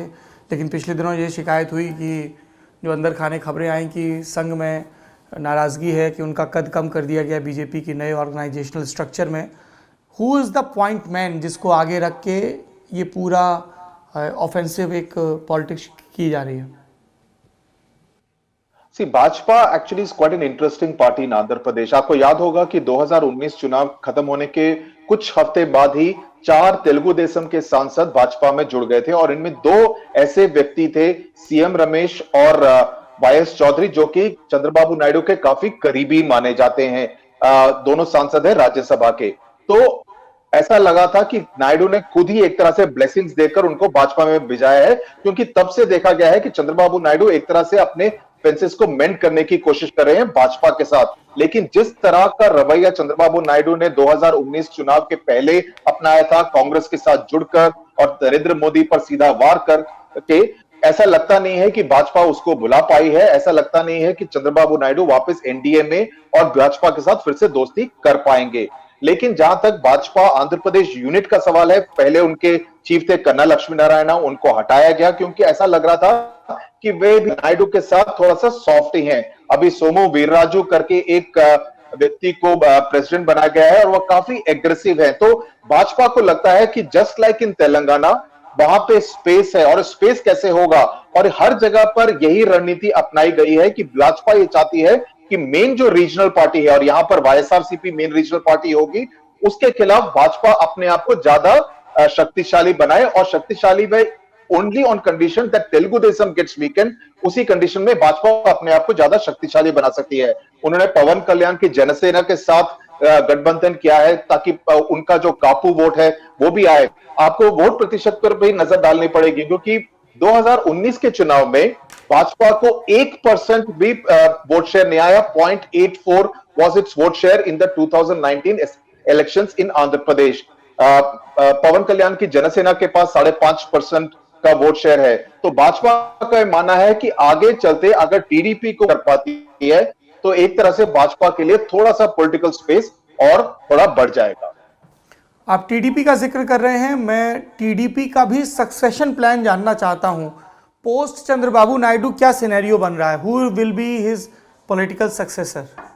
Well, very interesting question. Of course, जैसे मोस्ट रीजनल पार्टीज रहती हैं, उसमें माना जाता है कि एक तरह से फैमिली रूल ही चलता है। एनटी रामाराव को ओवरथ्रो करके चंद्रबाबू नायडू मुख्यमंत्री बने, पार्टी के अध्यक्ष बने रहे। अभी उनके जो पुत्र हैं नारा लोकेश, जो कि मंत्री भी थे, उनको ग्रूम किया जा रहा है। लेकिन पार्टी के विद इन और आउटसाइड द पार्टी नारा लोकेश का की एक तरह से ज्यादा होल्ड नहीं दिखती है। वो अपना खुद चुनाव हार गए। अमरावती के पास के इलाके में ही, मंगलगिरी से ही वे अपना चुनाव 2019 में हार गए। अभी वे एमएलसी है। तो एक तरह से ऐसा लगता है कि एक नेता जो अपना खुद का चुनाव नहीं जीत पाता, क्या उनको पूरी पार्टी का नेतृत्व देना चाहिए? चंद्रबाबू नायडू की उम्र अभी 70 हो गई है, so obviously he doesn't have age on his side. Nara Lokesh is a young person, but क्या वे जगनमोहन रेड्डी को चुनौती दे सकते हैं? क्या वे उनके साथ टक्कर ले सकते हैं? इसमें अभी उनको actually there is a long way to go as far as Nara Lokesh is concern. और एक तरह से जो सोशल मीडिया कैंपेन भी है, वो एक तरह से नारा लोकेश के अगेंस्ट रहा है काफी सालों से। जस्ट लाइक राहुल गांधी को भी एक तरह से काफी सोशल मीडिया में पप्पू जैसे नामों से बुलाया गया, the same has been applied even to Nara Lokesh. तो एक तरह से उनको रिडिक्यूल करके, उनका एक मजाक बना के एक तरह से सोशल मीडिया नैरेटिव रहा है। तो काफी बड़ा चैलेंज रहेगा नारा लोकेश के सामने।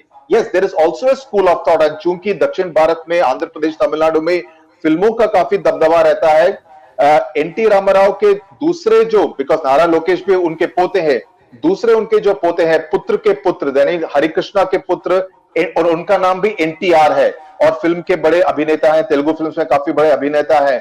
तो काफी लोगों का मानना है कि NT Rama Rao could be the successor as far as Telugu Desam is concerned, but he's a young hero. He is one of the leading people, heroes in Telugu cinema now. तो ऐसा लगता नहीं है कि अपनी तेलुगु फिल्म इंडस्ट्री को छोड़ के अभी राजनीति में आएंगे। Nara Lokesh versus NTR, that narrative always runs as far as Telugu media is concern. Interesting. Now we are moving on from Andhra Pradesh to Tamil Nadu. और तमिलनाडु को लेके पहला सवाल हमारा यही है। वहाँ पे आज के दिन, मतलब ये रिकॉर्डिंग हो रही है जब पोंगल का त्यौहार है, वहाँ एक बी लाइन हमने देखी है। सुबह से जो नामचीन लीडर्स हैं नेशनल पॉलिटिक्स के वहाँ पे हैं, राहुल गांधी वहाँ पे हैं, मोहन भागवत वहाँ आरएसएस से पहुँचे हुए, जेपी नड्डा अभी शाम का प्रोग्राम उनका है। बिल्कुल इलेक्शंस आ रहे हैं, लेकिन इस एक इवेंट को कैप्चर करने के पीछे क्या मानसिकता रही होगी इन तीनों नेताओं की? सी बेसिकली तमिलनाडु में अभी अप्रैल मई में चुनाव होने हैं, मई के महीने में चुनाव होंगे। So it's obviously a big election as far as Congress is concern. और 10 साल से डीएमके वहां से सत्ता से बाहर है। 2011 में हारे थे, 2016 में भी जयललिता से उनकी हार हुई। तो एक तरह से 2021 में माना जाता है कि DMK led alliance can come to power. और अभी आप लोगों से जमीन पर बात करेंगे तो वह बताएंगे कि DMK has the best chance. और वैसे भी लोकसभा चुनाव 2019 के मई के चुनाव में उसमें 39 में से 38 सीटें डीएमके लेड अलायंस ने जीते। तो एक तरह से माना जाता है कि DMK has a good chance to return to power 10 सालों के बाद। लेकिन why I mean the big question, जैसा आपने पूछा, राहुल गांधी, जेपी नड्डा, मोहन भागवत, सारे के सारे नेता आज तमिलनाडु में क्यों हैं? क्योंकि भाजपा भी मानती है कि एक तरह से ये मौका है अच्छी टक्कर देने का और तमिलनाडु में अपने आप को ज्यादा शक्तिशाली बनाने का। पिछले कई सालों से हमने देखा है कि एक तरह से अलायंस बना हुआ है एआईडीएमके के साथ और डीएमके लेड कांग्रेस अलायंस दूसरी है। तो एक तरह से दो गुटों के बीच में ये चुनौती रहेगी। जहां तक कांग्रेस का सवाल है, ये बहुत बड़ा चुनाव रहेगा क्योंकि बंगाल में Congress is not a serious player. वहां पर टीएमसी और बीजेपी के बीच में चुनाव लड़ा जा रहा है। कांग्रेस का मानना है कि डीएमके के साथ साथ उनका तमिलनाडु में अच्छा चांस है। पुदुचेरी में जहां पर कांग्रेस सत्ता में है उसको वो गढ़ अपने आप को संभालना पड़ेगा 2021 के चुनावों में। केरल में जहां पर हर 5 साल सरकार बदलती है तो कांग्रेस का मानना होगा कि इस बार ही उनको लेफ्ट को बाहर निकालने का एक मौका है। लेकिन जिस तरह के इलेक्शन रिजल्ट लोकल बॉडी चुनाव में आए दिसंबर 2020 में, उससे ऐसा लगता है कि कांग्रेस के सामने काफी बड़ी चुनौती रहेगी। तो एक तरह से while he is going to be in Tamil Nadu soil in Madurai, एक तरह से पैन साउथ के रूप में देखना पड़ेगा केरला, तमिलनाडु और पुदुचेरी, उस तरह की पॉलिटिकल मैसेजिंग। और आप ये ना भूलिए कि राहुल गांधी अभी एक सांसद है केरला से, वायनाड लोकसभा कंस्टिट्यूएंसी से। तो अगर केरला में अगर यूडीएफ वापस सत्ता में नहीं आ पाती तो काफी फिंगर पॉइंटिंग की जाएगी राहुल गांधी पर खुद। तो काफी रिस्पॉन्सिबिलिटी बनती है राहुल गांधी पर खुद जहां तक इन चुनावों का सवाल है पुदुचेरी, केरला और तमिलनाडु को लेकर। सुधीर साहब, आप 2019 की परफॉर्मेंस का जिक्र कर रहे थे। लगभग हर एग्जिट पोल में पिछले विधानसभा चुनाव में ये कहा जा रहा था कि डीएमके सत्ता में आएगी और एक वहाँ ट्रेंड भी रहा है शफलिंग का, जैसा केरल में रहा है पिछले कई वर्षों से। अगर हम एमजीआर को छोड़ दें तो कोई ऐसे सत्ता में वापसी नहीं कर पाया है। आज की तारीख में एआईएडीएमके का किला कितना कमज़ोर या मजबूत दिख रहा है? लोकसभा चुनाव में वो बुरी तरह हारे हैं, उनका इंटरनल टसल चलता रहा है लगातार पलानीस्वामी और पनीरसेल्वम के बीच। उसके अलावा ये इल्ज़ाम भी लग रहे हैं कि दिल्ली से या सीधे कहें तो बीजेपी से उनकी कॉर्ड खींची जा रही है। सब चीज़ें वहाँ से तय हो रही हैं, चाहे वो उन दोनों के बीच के झगड़े का निपटारा हो या उसके बाद का हो। कौन सीएम के तौर पे प्रोजेक्ट किया जाएगा, इसको लेकर भी झगड़ा रहा। अब वो उस तरह की स्कीम्स अनाउंस करने की कोशिश कर रहे हैं जैसी कभी जयललिता करती थी कि 2500 रुपये दिया जाएगा वगैरह। लेकिन कुल मिला के एआईडीएमके इलेक्शन की टर्फ पर अभी कितना कमज़ोर या मजबूत है और बीजेपी का कितना से रहेगा? क्या इसमें और भी अलायंस पार्टनर आ सकते हैं या बीजेपी कमल हासन, रजनीकांत ने तो हालांकि ऐलान कर दिया है, एक दूसरा ही फ्रंट बनाने की कोशिश करेगी जैसे पहले डीएमडीके के साथ किया था विजयकांत के साथ? ओके, मुझे मालूम नहीं वेदर आपने कोई तमिल फिल्म्स देखी है या तमिल फिल्म्स देखने का शौक रखते हैं, लेकिन the Tamil film industry is quite a vibrant industry. लेकिन जिस तरह की राजनीति अब हमको तमिलनाडु में दिख रही है, मुझे नहीं लगता कि कोई तमिल मूवी भी इस तरह के जो व्हील्स विद इन व्हील्स को कैप्चर कर पाती है। आपने एआईडीएमके का जिक्र किया, यस जरूर ऐसा है कि एडपाडी पळनिस्वामी और ओ पनीरसेल्वम के बीच में काफी वाद विवाद हुआ है लीडरशिप क्वेश्चन को लेकर। शशिकला के अभी जेल से बाहर आने का टाइम आ गया है, तो दैट इज अनदर एलिमेंट। लेकिन अभी जहां तक लीडरशिप का सवाल है, ये सेटल हो गया है कि पळनिस्वामी के नेतृत्व में ये चुनाव लड़ा जाएगा एआईडीएमके द्वारा। लेकिन 2-3 factors here, lot of anti incumbency, that is going to be a big problem as far as AIADMK is concern.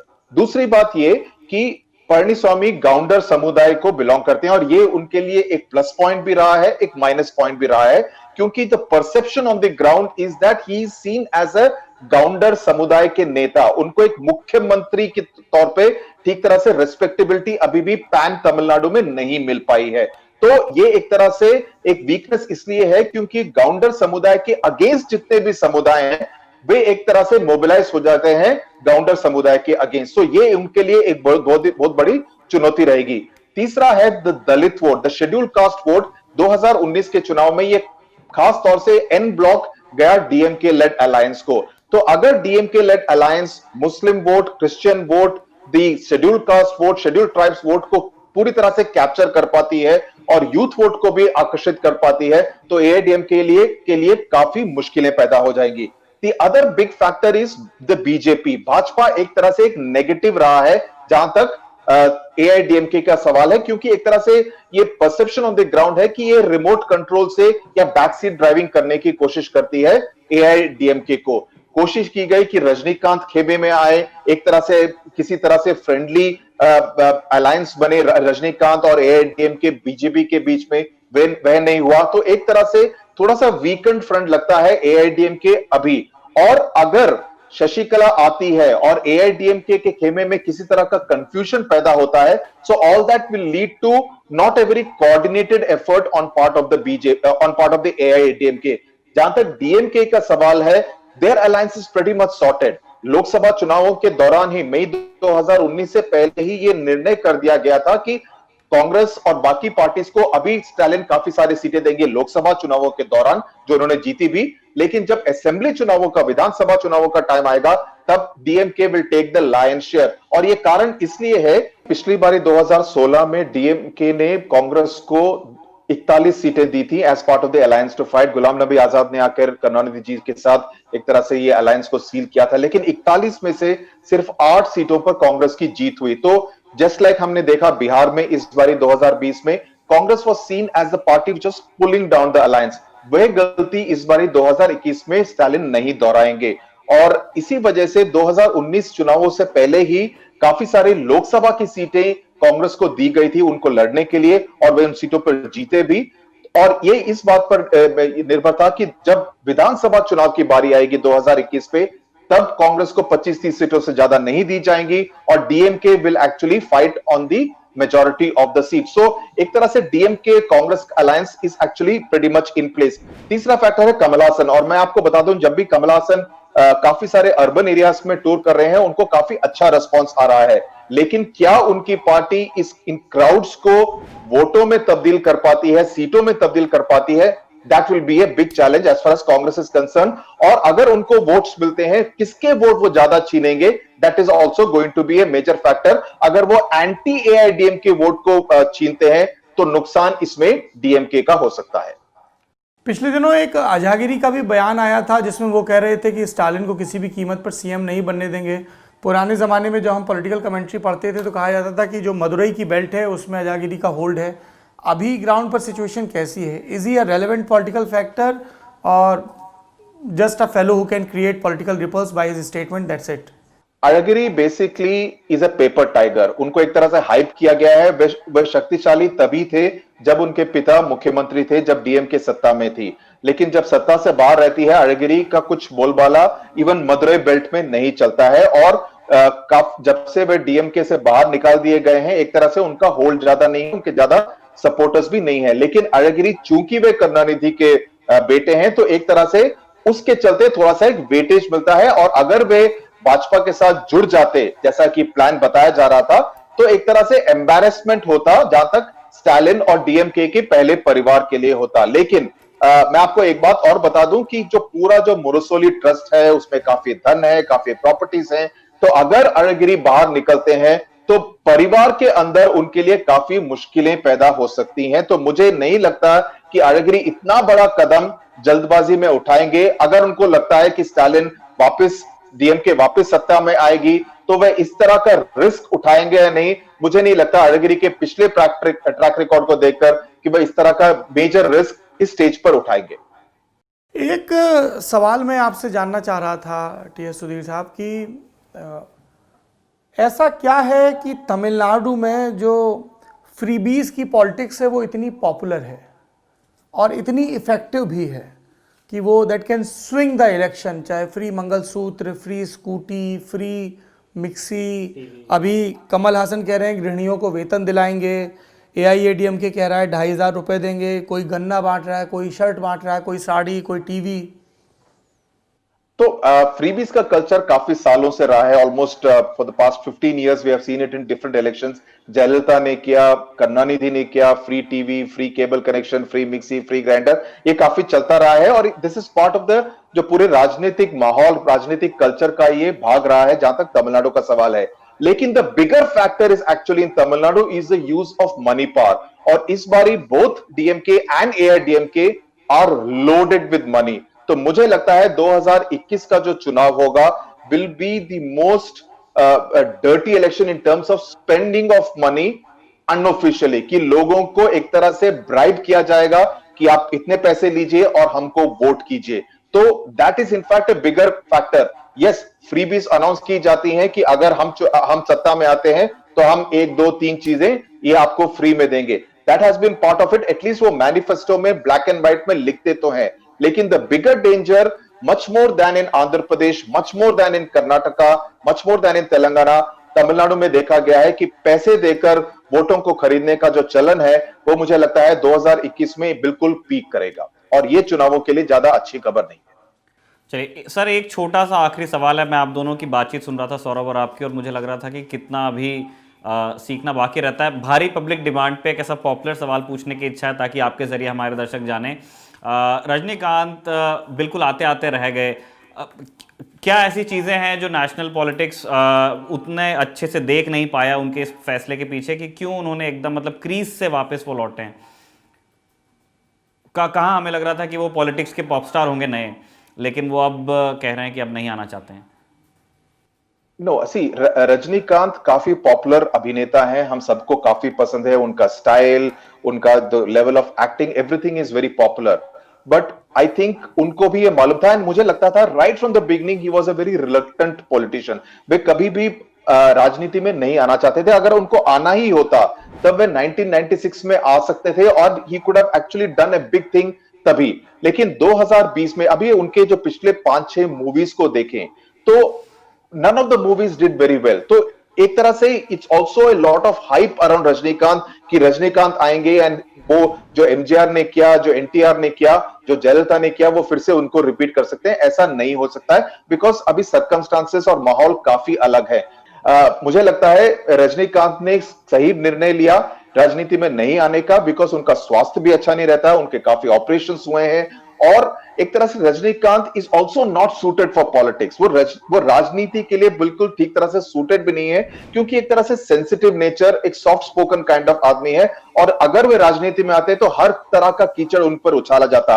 और मुझे लगता है रजनीकांत को यह भी एक तरह से समझ में आ गया था कि उनको एक तरह से व्हीकल के रूप में यूज किया जा रहा था भाजपा द्वारा, कि उनके कंधे से गोली चलाई जाए कि रजनीकांत के साथ साथ वे किसी तरह का और इनरोड्स तमिलनाडु की राजनीति में कर पाए। तो मेरा मानना है कि रजनीकांत ने जिस तरह का निर्णय लिया उनके पर्सनल नजरिए से बिल्कुल ठीक था, उनका स्वास्थ्य ठीक नहीं है, and I think somewhere he also realize कि अगर वे आते हैं तो वे एनटीआर या एमजीआर नहीं बन सकते। उनका हर्षद शायद चिरंजीवी या पवन कल्याण जैसा हुआ आंध्र प्रदेश की राजनीति में, वैसा हो सकता है। और काफी उनके खुद के फैंस का यह मानना है कि क्या रजनीकांत को 70 साल की उम्र में ये जरूरत है इस तरह के चुनावों में, राजनीति में आकर चुनाव लड़ने की, और जब कोविड का चल रहा है अभी, तो इस तरह का रिस्क लेने की उनको जरूरत नहीं है। तो मुझे लगता है एज ए रजनीकांत फैन, और काफी सारे रजनीकांत फैंस का भी यही मानना है दैट उन्होंने बिल्कुल सही निर्णय लिया इस समय पर। चलिए, शुक्रिया सर हमसे बात करने के लिए। कम होता है ऐसा कि दक्षिण से हमें इतने इन्फॉर्म्ड और इतने आर्टिकुलेट लोग मिले हैं जो इतने इन्फॉर्म्ड डिस्कशंस हमारे साथ करते हैं। Yes, it was very insightful. Thank you so much mister TS Sudhir. Thank you so much, thank you. जवाबदेही हमारा वो सेगमेंट जहां पर हम पाठकों के, दर्शकों के सवाल लेते हैं। पहला सवाल है अनुबिश, यही नाम होगा। The nexus between politics, politicians and mafia Bahubali is very logical and natural. I don't think it's natural. हमने ऐसे assume कर लिया है कि ये natural है। What can a political party do to avoid or end or at least minimize this unholy relationship? ये political party की भी समस्या है और ये सोसाइटी की भी समस्या है। हम लोग पहले भी कई बार शो में बात कर चुके हैं कि इलेक्टोक्रेसी और डेमोक्रेसी का जो फ़र्क है वो कैसे कायम हो और कैसे हम सिटीज़न तैयार करें। तो समाज की चिंता है, सख्त कानून हो, अगर कोई ऐसी मेल प्रैक्टिस करता पाया जाता है, कुछ ऐसे इल्ज़ाम लगते हैं तो समयबद्ध तरीके से जांच हो, सज़ा मिले तो स्थितियां कुछ बेहतर हो सकती हैं। और पहले होता था ना कि कोई गुंडा बदमाश टाइप का एलिमेंट होता था तो समाज में उसे अच्छी नज़र से नहीं देखा जाता, लोग अवॉइड करते थे। लेकिन अब एक किस्म की स्वीकार्यता आ गई है। तो पॉलिटिकल पार्टीज़ को तो अपने हिस्से में करना होगा, लेकिन वो तो उनका इकलौता मकसद होता है पॉलिटिकल पार्टीज़ का चुनाव जीतना। जब तक चुनाव आयोग का सौंटा नहीं चलता वो कुछ नहीं करते हैं। तो मुझे लगता है कि जब इन दोनों तरफ से दबाव पड़ेगा तब पॉलिटिकल पार्टीज़ को भी हरिभजन गाना पड़ेगा। लेकिन अरे चुनाव आयोग का सोटा चल जाना चाहिए था। 2014 के पहले हमने सुना था कि मैं मतलब जब चुनाव जीतूंगा उसके बाद हम जाएंगे सुप्रीम कोर्ट और वहाँ से एक डिसीजन ले लेंगे और जितने क्रिमिनल्स होंगे उन सबको हम करेंगे बंद और बहुत साफ राजनीति होगी। मैंने कहा ना, वो तो जब तक सत्ता इंतजार में। ही कर रहा हूँ मैं। Devansh Srivastava, what are your views on public funded education system in India and especially UP? Our school management committee is a good idea as they also inculcate a sense of belonging for the parents too. School management committee is definitely a good idea. Delhi के education model में हमने ये देखा है कि उनको involve करने से किस तरह के रिजल्ट आते हैं। मेरा व्यक्तिगत तौर पर यह मानना है कि इस देश में हर डिज़र्विंग स्टूडेंट को पढ़ाई मिलनी चाहिए। यहाँ मैंने जानबूझ के डिज़र्विंग जोड़ा है। बड़े पैमाने पर लोग BA MA के कोर्सेज में पहुँचते हैं, क्लासेस अटेंड नहीं करते हैं, सिर्फ डिग्री के लिए डिग्री हासिल करना चाहते हैं। एक वो बड़ा चंक है। एक बड़ा चंक है जो पढ़ना चाहते हैं, पढ़ने में अच्छे हैं, लेकिन उनके पास फीस देने के पैसे नहीं हैं बड़े इंस्टीट्यूशंस में। एक बड़ा चंक वो है जो पहुंचते हैं कॉलेज पढ़ने के लिए सरकारी, लेकिन टीचर्स नहीं है, फैकल्टी का क्या हाल है। तो ये सब चीज़ें हैं। पर जब तक ये देश अपनी शिक्षा पर सबसे ज़्यादा निवेश नहीं करेगा, चाहे वो प्राइमरी एजुकेशन हो, चाहे सेकेंडरी, चाहे हायर एजुकेशन, चाहे रिसर्च, तब तक इस देश का कुछ भी भला नहीं हो सकता है। तरक्की के लिए ज़रूरी है। पिछले दिनों रितिका चोपड़ा की एक बड़ी दिलचस्प रिपोर्ट आई थी इंडियन एक्सप्रेस में कि हमारे देश के जो पिछले 15-20 साल के टॉपर उनमें ज़्यादातर विदेश में है। क्यों विदेश में है? क्योंकि वहाँ पढ़ाई के बेहतर मौके हैं, रिसर्च के, करियर के बेहतर मौके हैं। तो हमें ये इंट्रोस्पेक्शन करना होगा। लेट्स सी कि नई जो एजुकेशन पॉलिसी वो कितना कर पाती। पर राज्यों को और केंद्र को they have to heavily invest. सिर्फ इंफ्रास्ट्रक्चर बनाने से काम नहीं चलेगा, इंफ्रास्ट्रक्चर प्लस ट्रेनिंग। पिछले दिनों मैं राजस्थान के कुछ शिक्षकों से बात कर रहा था तो बोले कि साहब कितना पढ़ाएं? बोले प्राइमरी में 2 टीचर होते हैं, 5 class 2 teacher. Can you imagine कि जो मध्य वर्ग के घर हैं उनके बच्चे किसी ऐसे स्कूल में जा रहे हो जिसमें एक टीचर एक ही वक्त में 2 या 3 क्लासेस पढ़ा रहा हो। तो ऑफेंड हो जाते हैं, क्योंकि एक तरफ हम बात करते हैं कि टीचर स्टूडेंट रेशियो 1:8, 1:16 का होना चाहिए। लोग बड़े गर्व से बताते हैं कि साहब हमारा बच्चा तो ऐसे स्कूल में जाता है जहां पे बहुत प्रॉपर केयर है, हर हफ्ते बात होती है। लेकिन एक बड़ा चंक है जो ऐसा भी है कि प्राइमरी के 5 सेक्शन और 2 टीचर या 1 टीचर। तो आप देख लीजिए आपको कहाँ निवेश करना है। आप वहाँ निवेश नहीं करेंगे तो स्थितियाँ सुधरेंगी नहीं। फिर आप यही कहेंगे कि साहब गुंडे बदमाश टाइप के लोग क्यों आ जाते हैं, पब्लिक कुछ बोलती नहीं, ये नहीं वो नहीं। क्योंकि आपने बुनियाद जब पौध बढ़ रही तब उसमें आपने खाद नहीं डाली, दुरुस्त पानी, दुरुस्त धूप का इंतजाम नहीं किया। विनीत जोशी का सवाल है, age limit to contest election should be increase, minimum 5 years of job experience of any field, your thought. I completely disagree with this sir. आप इसको कैसे डिफाइन करें? कोई कहेगा कि हम बचपन से खेती कर रहे हैं। मान लीजिए कोई लड़का है हाई स्कूल के बाद से खेती कर रहा है और 21 या 25 का होने के बाद चुनाव लड़ना चाहता है, तो नौकरी इकलौती अर्हता नहीं हो सकती है। लेकिन मुझे ऐसा लगता है, दिस मे साउंड कंट्रोवर्शियल, कि अपर एज लिमिट होनी चाहिए। नहीं, अपर आप वही जो आपने अभी थोड़ी देर पहले कहा। आप एक बात बताइए, आप एक 58 साल के व्यक्ति की कोशिश कर रहा हूँ ना। आपने अभी कहा कि आप कैसे तय करेंगे कि किस व्यक्ति की मतलब उसने अर्हता कैसे पूरी की। आप हाई स्कूल के बाद वो किसान हो गया और वो करते आ रहा है, उसके पास 15 साल का एक्सपीरियंस है। यही चीज एज के साथ भी है। कई लोग कितने एक्टिव रहते हैं, अच्छी पकड़। आप क्यों आप 60 की उम्र में क्यों रिटायर कर देते हैं अधिकारियों को, शिक्षकों को, सबको? 60 की उम्र में अधिकारियों शिक्षकों को इसलिए रिटायर किया जाता है क्योंकि उनसे एक बहुत ही हैवी मतलब उनके जॉब का एक फिजिकल कंपोनेंट भी बहुत तगड़ा होता है। और नेतागिरी का नहीं होता है। नेतागिरी सांसदों विधायकों का दोस्त से ज्यादा होता है। दिन भर फील्ड में रहना है या सदन में। लेकिन जो हमारा पका हुआ आम है उसके लिए फ्रिज होता है ना, तो हमारे पास राज्यसभा है। तो आपको ऐसे लोग बिल्कुल एक्टिव पॉलिटिक्स में अनुभव की कमी इस देश का मतलब ऐसा कि जो अनुभवी लोग हैं उनको राज्यसभा में। मैं ये नहीं कह रहा हूँ, वो एक मैंने बात कह दी कहने के लिए। कहना मेरा ये कि जैसे ही आप अपर लिमिट के लिए जाते हैं तो वहां पे पत्ते कट होने के लिए ये चीज ज्यादा इस्तेमाल होती है ना, मार्गदर्शक मंडल। तो वो तो सबके लिए हो जाएगा ना रूल। सबके लिए, तो सबके लिए करना क्यों है? आपको तो उस व्यक्ति को catch them young, fresh blood, new energy. सारी चीजें अगर वैसे हो रही होती तो फिर मतलब यहाँ फिर 25 के बाद लोगों को हायर करना बंद कर देना चाहिए। तो लोग नहीं, ऐसा नहीं करते ना। आप देखते हैं कि कौन सा स्किल सेट आपको चाहिए, कब जरूरत है, कहाँ जरूरत है, उस हिसाब से आप उस व्यक्ति को के पास जाते हैं। शांडिल्य आर्यन पूछ रहे हैं, आपको क्या लगता है हाल में सुप्रीम कोर्ट के फैसलों को देखते हुए क्या सुप्रीम कोर्ट बीजेपी के ही एक संगठन बनती जा रही है, और अगर नहीं तो क्या सुप्रीम कोर्ट के सीजीआई को अपने में मिलाना कहाँ तक पॉसिबल है? काफ़ी कंटेम्प्ट ऑफ कोर्ट टाइप का सवाल है ये। हम ये मानते हैं और मानना चाहते हैं कि इस देश का सुप्रीम कोर्ट निर्भीक और निष्पक्ष होकर संविधान की प्रस्तावना, संविधान की भावना के अनुरूप कार्य करता होगा और उसी हिसाब से फैसले देता होगा। कोर्ट में चाहे वो ऊपर का कोर्ट हो या नीचे के, कई तरह के आरोप लगते रहे हैं और उन आरोपों पर इंट्रोस्पेक्शन भी होता रहा है। बाकी जजमेंट्स को लेके अलग अलग बात कही जाती है। खुद सुप्रीम कोर्ट ने कहा कि कभी आप हमारे एक्टिविज़म को वेलकम करते हो और कभी आपको रास नहीं आता किसी एक पॉकेट को, तो आप बोलते हो कि नहीं ये स्वीकार नहीं है। बाकी हमने विस्तार से आज नेता नगरी में चर्चा की ही है। अगले सवाल की तरफ बढ़ते हैं। मिथुन सिंह कह रहे हैं, आपको नहीं लगता किसान ज़रूरत से ज़्यादा सरकार को दबाव में डालने की कोशिश कर रहे हैं? मोटा माटी मेन प्रॉब्लम थी, उसे सरकार ने दूर करने की कोशिश की, लेकिन किसान अब अड़ गए हैं तीनों कानूनों को रद्द कराने के लिए। क्या ये सही है? देखिए, ये एक पॉलिटिकल प्रॉब्लम है ना मिथुन, और पॉलिटिकल प्रॉब्लम्स को डील करने का तरीका क्या होता है? एक तरफ सत्ता होती है, सरकार होती है चुनी में, दूसरी तरफ आपका विपक्ष होता है, और फिर उन दोनों के इंटरैक्शन से मतलब बैक एंड फोर्थ होता है, उसके बाद एक आप नतीजे पे पहुंचते हो, वो फिर वैसे देश की दिशा तय होती है।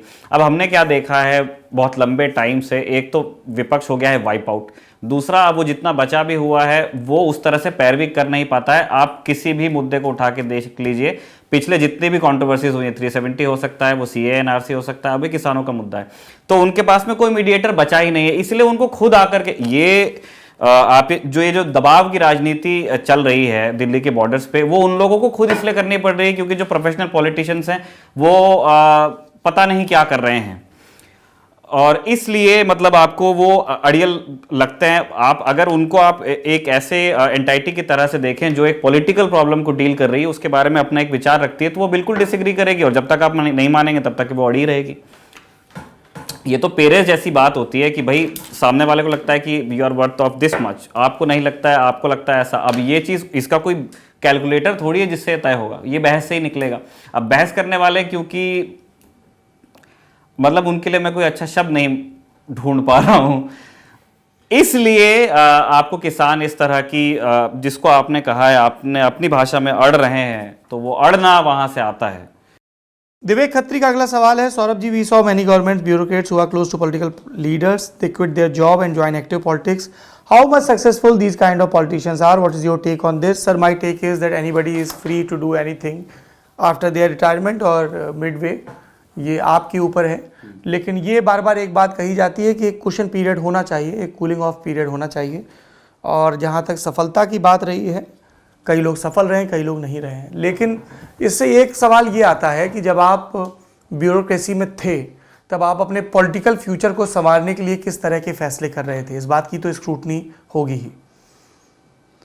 अमरेंद्र का सवाल है, अमरेंद्र शुक्ला का, as per Saurabh there has to be age limit for entry in IAS. Don't you think that someone with higher age, let's say 40, applies for IAS also at the value of experience he would have earn by then? Sir, उसके लिए lateral entry scheme आ चुकी है. 40 साल का आदमी बिल्कुल basic से जाके काम करेगा, तो मुझे नहीं लगता ऐसा. I am sorry, but that's my opinion.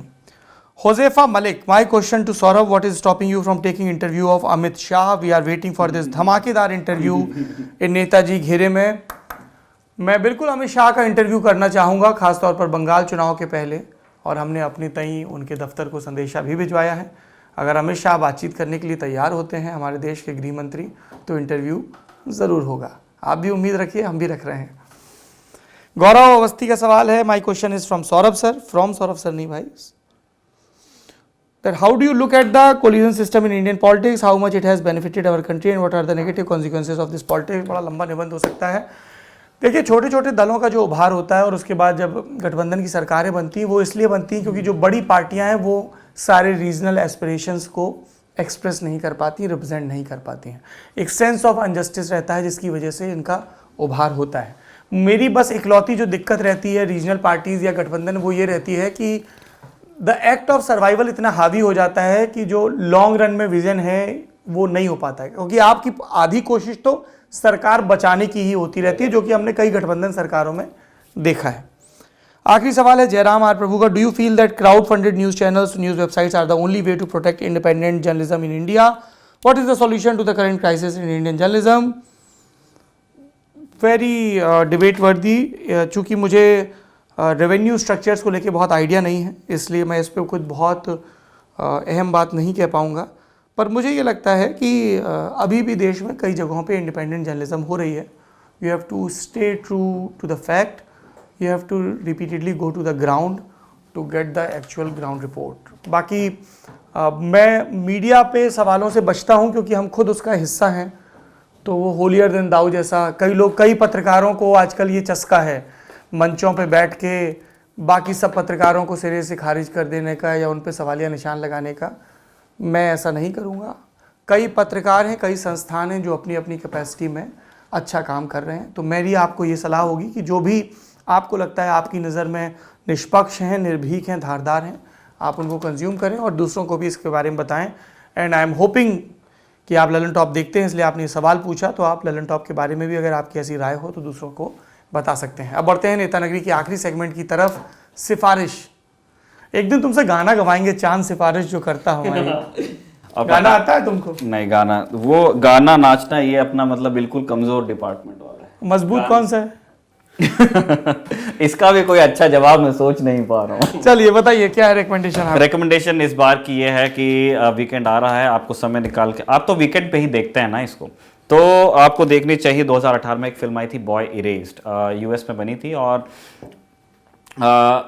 Sexual preference को लेकर के वहाँ तो फिर भी लोग थोड़ा आगे निकल गए। हिंदुस्तान में अभी बड़ी दिक्कत है कि आपका शरीर आपसे कुछ कहता है और आपका मन आपसे कुछ कहता है। तो यूएस में ये खूब चला एक समय पे और अभी भी चलता है। वहाँ पे कई स्टेट्स अभी भी इसको लीगल अलाउ करते हैं। वहाँ पे कन्वर्जन थेरेपी होती है कि मान के चलिए मुझे लगे कि मैं एक पुरुष हूँ और मेरे अंदर एक स्त्री है, तो मेरे वो कोट अनकोट डाउट्स दूर करने के लिए वहाँ पे स्कूलिंग कोचिंग होती है और वो बिल्कुल स्यूडो साइंस है, उसका कोई वैज्ञानिक आधार नहीं है। तो उसी यात्रा से निकलने वाले एक राइट्स एक्टिविस्ट की कहानी है, सच्ची घटना पे बनी हुई, अच्छी फिल्म है, देखिए। आप इस फिल्म का जिक्र कर रहे थे, मुझे एक हिलेरी स्वैंक की बड़ी कमाल की फिल्म है बॉयज डोंट क्राई, वो भी इसी के इर्द गिर्द है, gender identity, being comfortable in your skin. वो भी आप लोगों को ज़रूर देखनी चाहिए। Strongly recommended film Hillary swank की। और बस अपनी एक सलाह होती है। क्या पढ़ रहे हो आजकल? अभी नहीं पढ़ रहा हूँ मैं, अभी आराम है। किस बात का आराम है? आराम मतलब जैसे जो क्या आराम करना भाई? आराम करने के लिए बचपन होता है, भरपेट सोने के लिए, तो और बुढ़ापा होता है। अभी क्या आराम है? तो ऐसे मतलब मैं मेहनत मजदूरी करके फिर घर जाता हूँ, फिर मैं सो जाता हूँ, थक जाता हूँ। तो सैटरडे संडे को भी सोते रहते हो? सैटरडे संडे तो कैसा उदाहरण आप पेश कर रहे हैं हमारे देश के नौजवानों के सामने? अरे नौजवानों के सामने अब मतलब मैं नहीं कह रहा कोई जवानी काम करने के लिए होती है। हाँ, जवानों 5 दिन बहुत अच्छे से काम करो, 2 दिन छुट्टी जरूर लिया करो। हाँ, छुट्टी जरूर लिया करो, लेकिन उस छुट्टी में भी कुछ रचनात्मक काम किया करो, औंधे होके सोते न रहा करो। मतलब रचनात्मक काम तो वो होता है कि आप अपने शेड्यूल में मतलब आप उस तरह से मास्टरी कर सकेंगे। आदमी पढ़ेगा, कुछ पकाओगे, कुछ तिली दही बड़े बन रहे हैं क्या? मकर संक्रांति है आज नहीं कल, मतलब ये रिकॉर्डिंग की तारीख क्या है? ये 15 भैया, आज मकर संक्रांति है। हाँ, आज संक्रांत है, लेकिन कल बनेंगे दही बड़े। हाँ, ठीक है। अमचूर और सोंठ की चटनी जरूर बनवाना, चटनियों का थोड़ा सा अभाव रहता है तुम लोगों की तरफ है। अब भैया हमारी रिकमेंडेशन भी सुन लो। एक तो ये हमारे मित्र हैं, कई बार आप लोगों ने नेता नगरी में देखा भी है, इंडियन एक्सप्रेस के ब्यूरो चीफ हैं, असिस्टेंट एडिटर हैं बिहार में, संतोष सिंह। उनकी ये बड़ी कमाल की किताब आई है, जेपी टू बीजेपी। इसे सेज पब्लिकेशन ने छापा है, वितस्ता सेज सेलेक्ट। 595 रुपये इसकी कीमत है, but this is worth.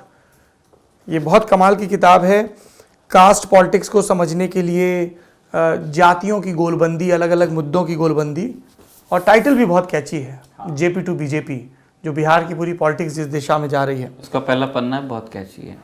JP's acceptance of Bharatiya Janasangh ended its untouchability and the long-lasting stigma of the RSS being the killer of Mahatma Gandhi। मैं इस स्टेटमेंट से डिसएग्री करता हूँ।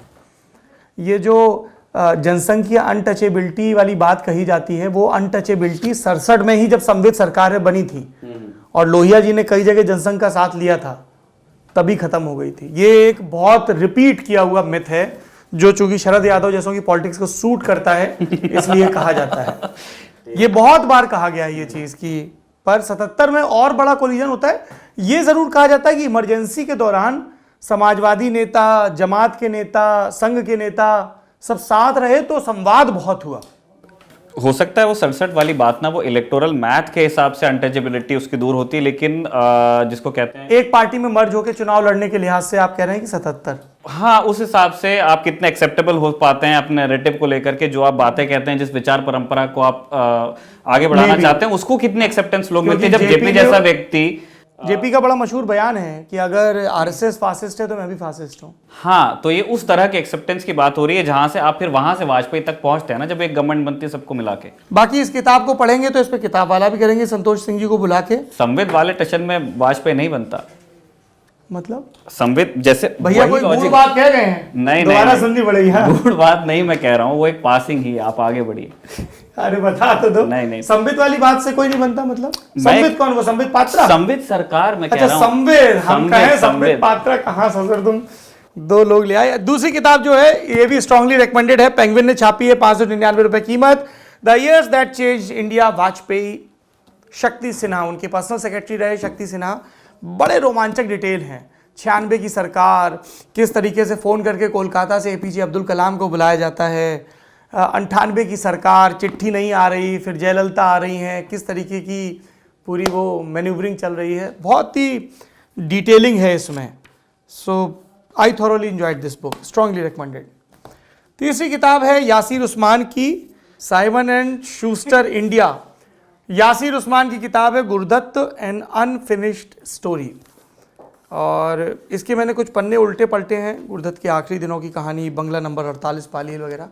और चूंकि यासिर की जो पिछली बायोग्राफीज़ आई हैं सिनेमा से जुड़ी हुई, राजेश खन्ना पे, रेखा पे और संजय दत्त पे, वो मुझे बहुत दिलचस्प लगी हैं। So I am really looking forward to read this book. चौथी और आखिरी किताब है द लास्ट गर्ल, मेरी कैद और इस्लामिक स्टेट के खिलाफ मेरी लड़ाई की कहानी, नादिया मुराद और जना क्राजेस्की। इसका ये हिंदी एडिशन है, इसे मंजुल ने छापा है। आशुतोष गर्ग का अनुवाद है, 299 रुपये कीमत है। और इस शख्सियत के बारे में बहुत बात कही गई है, नोबेल शांति पुरस्कार विजेता। तो अमाल क्लूनी का कोट भी है, वे लोग जो सोचते थे कि क्रूरता के दम पर नादिया की आवाज़ को दबा देंगे, गलत साबित हुए। उनकी हिम्मत नहीं टूटी, उनकी आवाज़ को नहीं दबाया जा सका। दरअसल कट्टरपंथ की पड़ताल हमें लगातार करते रहना चाहिए। किसी भी धर्म का कट्टरपंथ हो, चाहे वो हिंदू धर्म का हो, इस्लाम का हो, क्रिश्चियनिटी का हो, या दूसरे धर्मों का कट्टरपंथ हो, इसके हमें अलग अलग रूप दिखते हैं। जैसे आप धीरज नैयर की बुक्स पढ़ेंगे, है ना, तो उसमें आपको अयोध्या के मूवमेंट के इर्द गिर्द कैसे चीज़ें बिल्ड की गई वो सब दिखेगा। आप इस्लामिक स्टेट या पूरा पढ़िए इस्लामिक कट्टरपंथ को लेकर, तो बहुत सारी बातें कही जा सकती हैं, क्योंकि उसका विस्तार बहुत ज़्यादा है। वो अफ्रीका के देशों में भी दिखता है, जिसमें मज़हब के को ढाल बनाकर अपनी अपनी पॉलिटिक्स साधी जाती है। बोको हरम का आप उदाहरण ले सकते हैं, पूरे आप सेंट्रल एशिया में आईसिस का उदाहरण ले सकते हैं, कि कैसे अलग अलग लोगों ने एक धर्म को अपने अपने ढंग से व्याख्यायित किया। कोई उसकी मेडिवल इंटरप्रिटेशन करता है, कोई एंशिएंट, और अपनी पॉलिटिक्स को आगे बढ़ाता है टू गेन, टू कैप्चर पार। इसलिए मुझे लगता है इस तरह की किताबों को लगातार पढ़े जाना चाहिए। और इसी तरह की पड़ताल क्रिश्चियनिटी को लेकर भी होती रही है, उनके इंस्टीट्यूशंस को लेकर। अभी कल ही हमने एक डिटेल में आयरलैंड की खबर की थी कि कैसे कैथोलिक चर्च के प्रेशर में वहाँ पे जो बेबी केयर होम हुआ करते थे, वहाँ बच्चों को गिनी पिग की तरह यूज़ किया जाता था, दफना दिया जाता था अनजान कब्रों में, लड़कियों के साथ बुरा सलूक होता था। तो इस तरह की लगातार खबरें होती हैं। और मुझे लगता है कि इन सारे लोगों को, चाहे वो आतंकवादी संगठन हो, चाहे अतिवादी संगठन हो, कोई खालिस्तान मांग रहा है, कोई कुछ मांग रहा है, इनको ज़मीन इससे मिलती है कि वो धर्म की अपनी एक व्याख्या पेश करते हैं, और ज़्यादातर लोगों को ये मनवाने में कामयाब हो जाते हैं कि तुम प्रताड़ित हो, तुम्हारे साथ गलत हो रहा है, और मुक्ति का राह मेरे पास है। अगर हर आदमी अपने तई अपने अपने धर्म, अध्यात्म या नैतिकता की खोज करे, तो उसके भटकने की आशंका कम रहती है। आज के नेता नगरी में इतना ही। टीवी तो मैं देखता नहीं हूँ, तो उसके बारे में कुछ मैं बता नहीं पाऊँगा। किताबें ही पढ़ रहा हूँ और कुछ नए नज़ारे भी देख रहा हूँ, उनके बारे में तसल्ली से बताया जाएगा। फ़िलहाल नेता नगरी में इतना ही। शुक्रिया।